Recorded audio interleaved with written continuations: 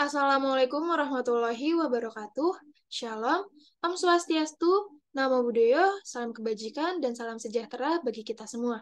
Pada kesempatan kali ini, saya akan membahas mengenai analisis model pembelajaran Contextual Teaching and Learning atau CTL sebagai ujian tengah semester dari mata kuliah Strategi dan Media Pembelajaran yang diampu oleh Bapak Dr. Yan Arthur Magister Pendidikan.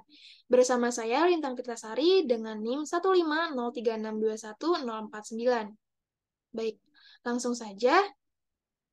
Pada kesempatan kali ini, saya menggunakan RPP dari SMKN 52 Jakarta, tahun pelajaran 2019-2020, pada mata pelajaran Dasar-Dasar Konstruksi Bangunan dan Teknik Pengukuran Tanah.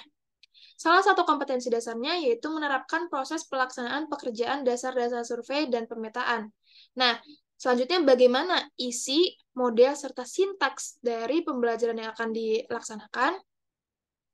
Langsung saja, dasar-dasar survei dan pemetaan ini merupakan sebagian kecil dari ilmu geodesi yang dipelajari untuk berbagai kepentingan pada pekerjaan konstruksi, seperti pemetaan dan penentuan posisi permukaan tanah.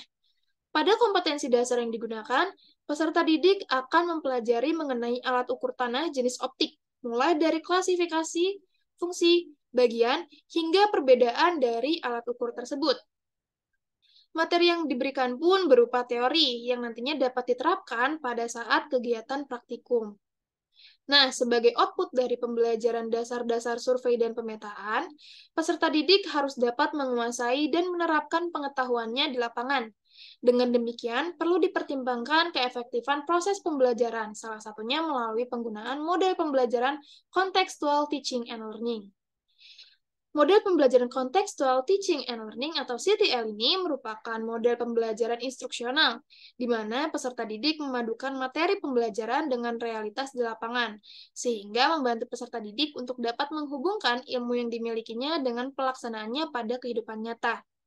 Model pembelajaran CTL ini juga menuntut keaktifan peserta didik saat belajar, sehingga dapat melatih kemandirian, baik pengetahuan, sikap, dan kemampuan secara lebih dalam, sehingga dapat menghasilkan lingkungan belajar yang kondusif. Pada penerapannya, model pembelajaran CTL ini menekankan pada 3 poin utama, yaitu keikutsertaan peserta didik saat mencari materi pembelajaran yang berorientasi pada pengalaman langsung, mendorong peserta didik agar dapat menciptakan relevansi dari materi yang dipelajari dengan realita pada kehidupan nyata, serta mengajak peserta didik agar dapat mengimplementasikan pendidikan materi yang dipelajari pada kehidupan sehari-hari. Model pembelajaran ini juga dapat melatih kerjasama tim antar siswa, sehingga dapat menghasilkan peserta didik yang percaya diri saat berbagi pemikiran dan sudut pandang mereka.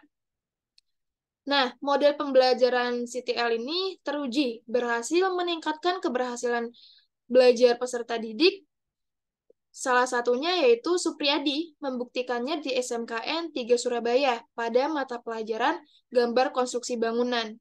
Supriyadi memberikan tes pada saat pembelajaran selesai dilakukan, yang hasilnya menunjukkan kenaikan rata-rata nilai menjadi 77,20, yang merupakan hasil dari keaktifan peserta didik pada saat proses pembelajaran.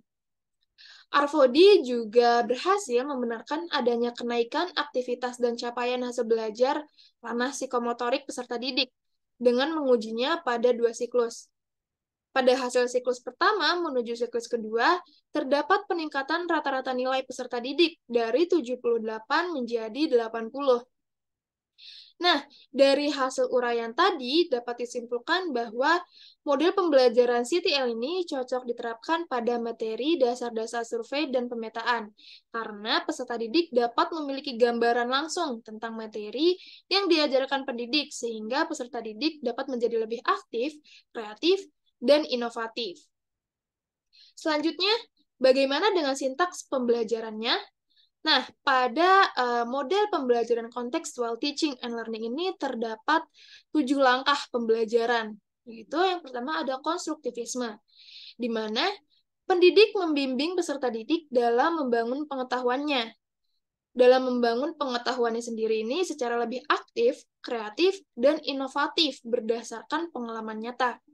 Lalu peserta didik di sini menemukan dan membangun sendiri pengetahuannya. Yang kedua ini ada inquiry, yaitu pendidik memberikan materi pembelajaran didasarkan pada cara berpikir yang sistematis. Yang mana peserta didik ini nantinya diajak juga untuk berpikir secara sistematis dan relevan dengan dunia nyata.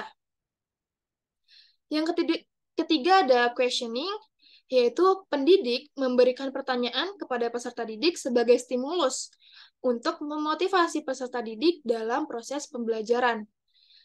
Nah, peserta didik di sini menjawab pertanyaan pendidik sebagai respon dari keingintahuan peserta didik dalam pembelajaran. Selanjutnya ada learning community, yaitu pendidik mengarahkan peserta didik untuk bergabung ke dalam grup atau kelompoknya, di mana peserta didik ini nantinya mengikuti arahan pendidik untuk bergabung dalam grup atau kelompoknya.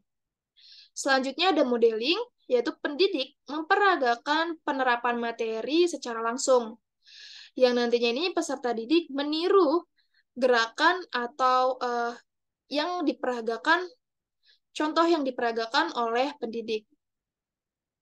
Selanjutnya, setelah modeling itu ada reflection atau refleksi. Pendidik memandu peserta didik untuk dapat menarik atau menyimpulkan pembelajaran yang telah dilakukan, yang nantinya peserta didik ini membuat kesimpulan dengan menghubungkan pelajaran yang telah dilakukan ini dengan kehidupan sehari-hari atau dengan masalah nyatanya.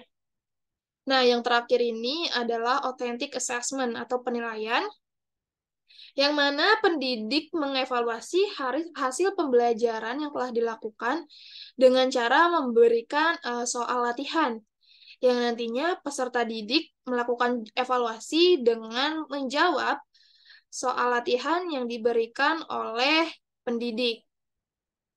Nah, dengan sintaks dari model yang digunakan, diharapkan model pembelajaran contextual teaching and learning ini dapat membangun pengetahuan serta dapat mengasah keahlian psikomotorik dari peserta didik melalui keterlibatannya dalam proses pembelajaran yang lebih aktif, kreatif, dan inovatif, utamanya pada materi dasar-dasar survei dan pemetaan. Nah, selanjutnya, ini ada beberapa rujukan atau referensi yang saya gunakan pada materi kali ini. Nah, mungkin cukup sekian pemaparan yang dapat saya lakukan. Kurang dan lebihnya saya mohon maaf. Terima kasih atas perhatiannya. Semoga video ini dapat bermanfaat.